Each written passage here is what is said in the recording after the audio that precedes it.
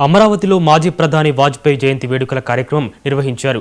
ఈ కార్యక్రమంలో మంత్రి కందుల దుర్గేష్ పాల్గొన్నారు. మాజీ ప్రధాని ఎప్పుడూ పదవి కోసం ఆరాటపడలేదని, విలువలతో కూడిన రాజకీయం చేశాడని, పదవి పోయినా పార్లమెంట్లో సైతం విలువలతో కూడిన రాజకీయం గురించి మాట్లాడారని గుర్తు చేశారు. తనకు పదవి ముఖ్యం కాదన్నారని, తనకు విలువలతో కూడిన రాజకీయం ముఖ్యమని పార్లమెంట్ సాక్షిగా వెల్లడించినట్లు గుర్తు చేశారు. వాజ్పేయి ప్రధాని దిక్సూచిగా మారిన మహోన్నత వ్యక్తి అన్నారు.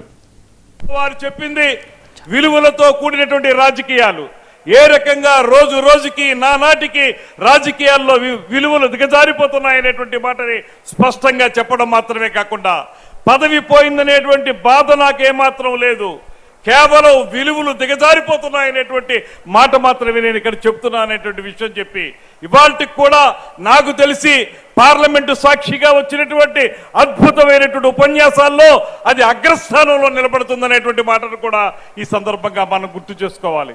అటువంటి మహానుభావుడు ప్రపంచానికి ఒక దిక్సూచిగా నిలబడినటువంటి వ్యక్తి, విదేశాంగ శాఖ మంత్రిగా భారతదేశం యొక్క గొప్పదనాన్ని ప్రపంచం నలుమూలలా తెలియజేసినటువంటి వ్యక్తి.